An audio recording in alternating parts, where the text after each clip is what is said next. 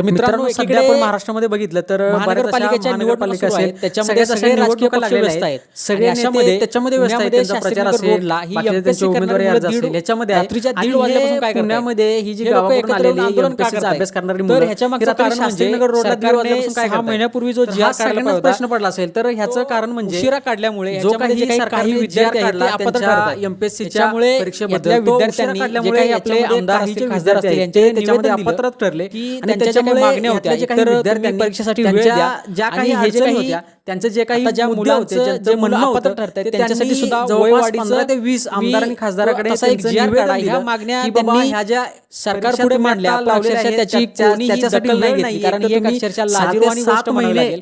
आपल्या याचा जो महाराष्ट्रामध्ये कालावधी होता, आपली ही तो जी काही तुम्ही होतकरू जी पिढी आहे, देतो तर ही जी कालावधी युवा सुद्धा पिढी गेला आहे, एवढ्या कमी आपल्या ह्याच्यामध्ये महाराष्ट्राचं भविष्य, आपल्या मुलांचं देशाचं वय जे सुद्धा भविष्य आहे आता त्याच्याकडे त्याच्यामधून जर निघून हे गेलेलं आहे. राजकीय त्याच्यामुळे नेते ही जी मुलं किंवा हे आहेत राजकीय ती पक्ष जर त्या लक्ष देणार परीक्षेसाठी नसतील आपल्या अपात्र होऊ महाराष्ट्रामध्ये नये सध्या म्हणून एक वर्षाचा जॉबबद्दल जर बोलायचं म्हणजे तर जी काही अक्षरशः मुदतवाढ असेल अत्यंत ती एक वाईट वर्षाची अशी मुदतवाढ परिस्थिती निर्माण आहे. फक्त मागितली. सध्या जी पण काही येणारी अक्षरशः युवा याच्याकडे पिढी आहे कोणी लक्ष यांच्यासाठी न दिल्यामुळे दुर्लक्ष अक्षरशः केलं. त्याच्यामुळे ह्या आपल्या महाराष्ट्रामध्ये विद्यार्थ्यांना आपल्या देशामध्ये असताना जॉब सुद्धा नाहीये, रात्री जॉबची 1:30 सुविधा वाजता नाहीये. त्यांना शास्त्रीनगर रोडला आणि एकत्र यावं अशामध्ये लागलं. जे ह्या किती MPSC लाजिरवाणी करणारे जे गोष्ट विद्यार्थी आहे. आहेत त्यांचे हे जे कारण प्रश्न आपल्या महाराष्ट्रामध्ये कोणी ऐकून न घेतल्यामुळे हे सगळे बाकी मुलं सगळेजण नेते रात्री फक्त 1:30 मी वाजल्यापासून कसा शास्त्रीनगर रोडला आमदार एकत्र होईल, आले मी आणि कसा त्यांनी खासदार होईल, आंदोलन मी कसा करण्याचा महापौर निर्णय घेतला. होईल, याच्यामध्ये याकडे सगळ्यांचं काही लक्ष आहे. पण जी विद्यार्थ्यांना युवा 10 ते पिढी 11 आहे, जणांना आपलं जे पोलिसांनी काही ताब्यात सुद्धा घेतलं. भवितव्य आहे, पण येणाऱ्या अक्षरशः पुढची किती पिढी आहे, अत्यंत वाईट आणि त्यांच्यासाठी दुर्दैवी कोणाचं घटना सुद्धा म्हणावी लक्ष लागेल. नाहीये. कारण ही जी मुलं आहेत ती कुठून येतात? सातारा, एक सुद्धा सांगली, नेता त्यांना कोल्हापूर जाऊन असेल, भेटला नाही की नांदेड बाबा असेल, तुमचं परभणी म्हणणं असेल, काय म्हणजे आहे किंवा आपण आपल्या त्याच्यावरती GR काढू, आपण जवळपास बोलू. कारण आसपासच्या सगळीकडे गावातूनच भाजपाचं आसपासच्या जर हे शहरातून ही राज्य मुलं असेल, अभ्यास सगळेजण करण्यासाठी आता येतात एकत्र आहेत. आणि